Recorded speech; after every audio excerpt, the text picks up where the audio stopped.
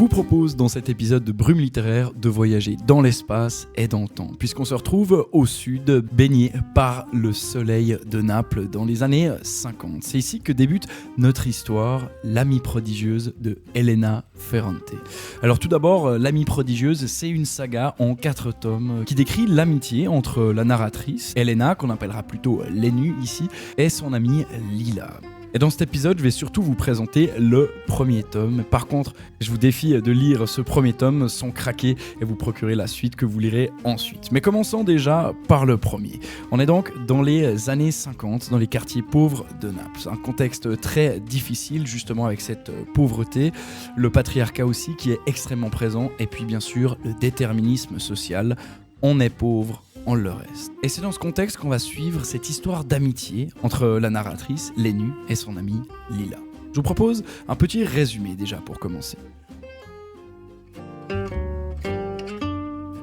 Dans cette saga, on va suivre cette histoire d'amitié entre Lennu et Lila du début jusqu'à la fin, c'est-à-dire de la plus tendre enfance jusqu'à l'âge adulte. Et dans ce premier tome, les phases de vie qu'on a, c'est l'enfance et l'adolescence. On a donc ces deux personnages, Lennu et Lila, et c'est plutôt en fait leur relation qui est au centre. Et on commence déjà dans ce contexte de Naples. Elles sont toutes les deux très douées pour les études, mais vient la première rupture. Seulement Lennu reste à l'école, Lila, elle, arrête faute de moyens et de soutien parental.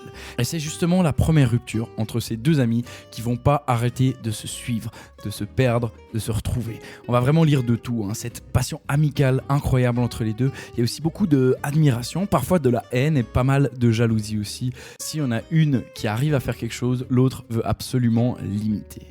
Et si l'histoire d'amitié est au centre, ce qu'on lit aussi, c'est l'histoire de ces deux personnes qui deviennent adultes dans ce contexte, et elles le font d'une manière très différente.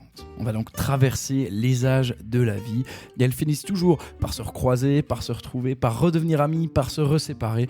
Elles ont des personnalités extrêmement différentes, et puis bien sûr, il y a aussi toutes les contraintes extérieures qui s'exercent sur elles et qui changent toutes leurs relations. Et moi, c'est vraiment ça qui me passionne dans ce livre, c'est qu'on a vraiment l'impression d'être proche, presque en fait d'être un petit peu un voyeur qui observe cette relation et qui s'initie quand même pas mal, qui essaye de prendre parti. Parfois, on sera plutôt de l'avis de la narratrice, parfois on sera plutôt du côté de Lila.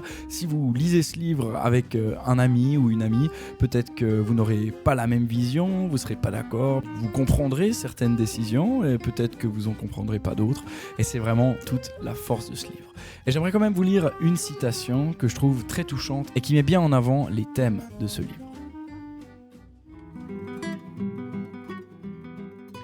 Ce que c'était, la plèbe, je le sus à ce moment-là, beaucoup plus clairement que quand Madame Oliviero me l'avait demandé des années auparavant. La plèbe, c'était nous. La plèbe, c'était ces disputes pour la nourriture et le vin. Ces énervements contre ceux qui étaient mieux servis et en premier. Ce sol crasseux sur lequel les serveurs passaient et repassaient, et ces toasts de plus en plus vulgaires. La plèbe, c'était ma mère. Elle avait bu, et maintenant se laissait aller contre l'épaule de mon père, qui restait sérieux. Et elle riait, bouche grande ouverte, aux allusions sexuelles du commerçant en ferraille. Tout le monde riait, et Lila aussi. Elle semblait avoir un rôle à jouer, et vouloir le jouer jusqu'au bout. Et c'est quoi ce rôle ? Parce que oui, elle va en avoir un. Je vais pas vous le révéler, ça vous allez le découvrir en lisant le livre. En tout cas, les thèmes qu'on retrouve tout le temps, c'est justement cette amitié, cette fidélité, la jalousie, et puis bien sûr le contexte de l'Italie, à partir des années 50 où débute notre récit, presque jusqu'à aujourd'hui.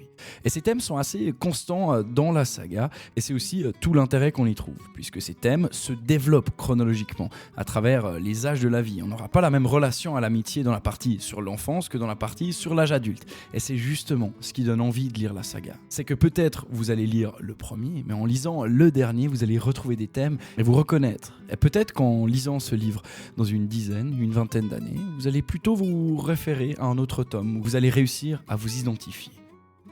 Et la grande force de ce récit, c'est qu'il est extrêmement immersif. On a une narration en jeu et ça nous aide beaucoup à nous plonger dans l'histoire et en fait à être une troisième personne dans cette amitié. Parfois on sera très impliqué et parfois on prendra un peu plus de distance. Et c'est aussi ce qui fait que j'adore ce livre et la saga de manière générale. On est inclus tout en vivant autre chose, une autre vie que la nôtre.